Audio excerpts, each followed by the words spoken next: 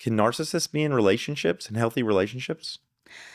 So, I mean, I think you see, so again, if it exists on a spectrum, what I would say is individuals that have a really strong, might even identify with NPD because they meet full clinical criteria, they usually struggle in relationships.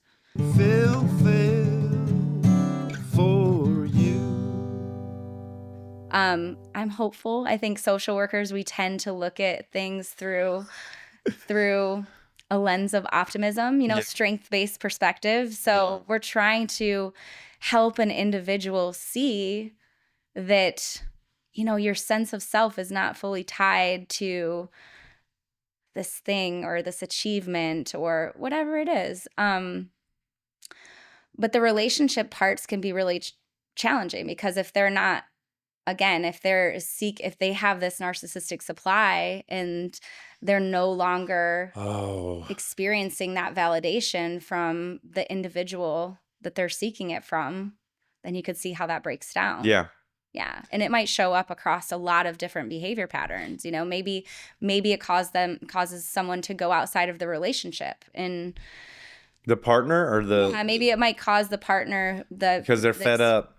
Well, it might look like maybe the person that has very strong narcissistic personality traits might seek validation outside of the relationship by conditional love with other people. Yeah. Because that supply at home is not being fueled. And so they need to have these experiences with other people that are filling that void. Yeah, I could see folks that have this strong expression, this grandiose expression, being resistant to therapy, like not wanting to go into therapy or say, I don't have a problem or, So one of the biggest challenges when working with this personality trait or the disorder itself is that because they have this need for self-preservation, they're often not open to their sense of self being challenged in any way that would allow for meaningful insight into their behaviors or how their patterns show up in a relationship. So that makes your job or the job of a therapist out there really hard. It can be challenging, but again, like it comes down to seeing what that person's really, what are they coming to you for?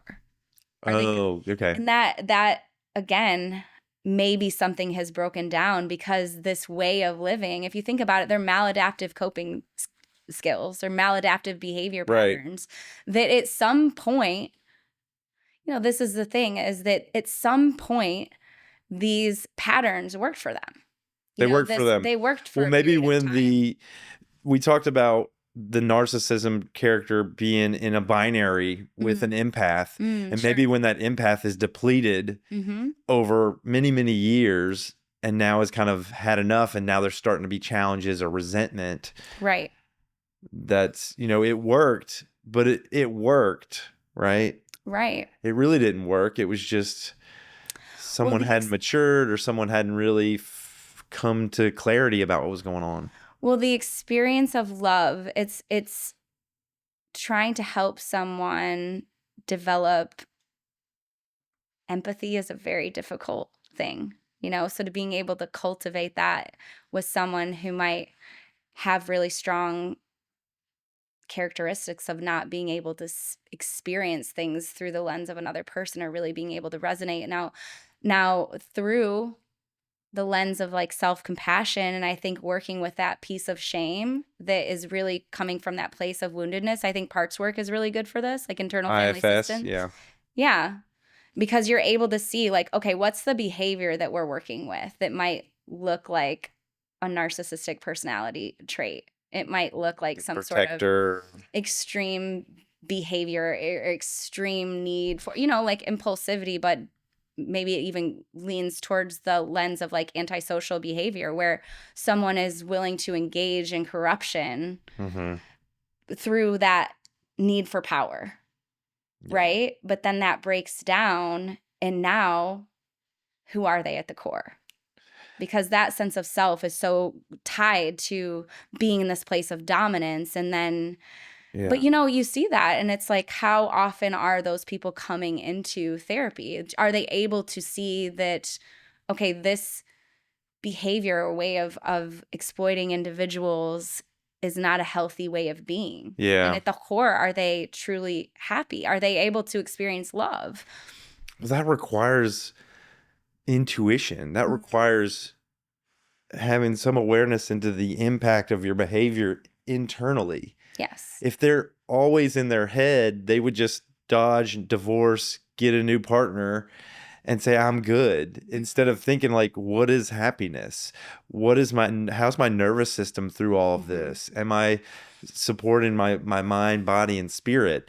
And instead, like maybe 5 years down the road, getting cancer or some other like thing come up because they're living in their brain shut off from their body, and they're, you know.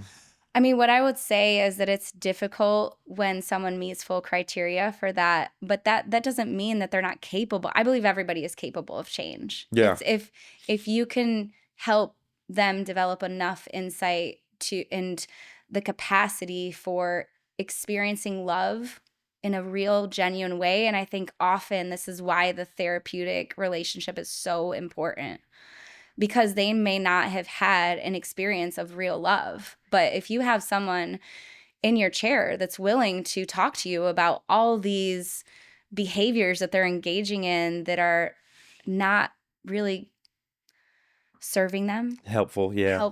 Yeah.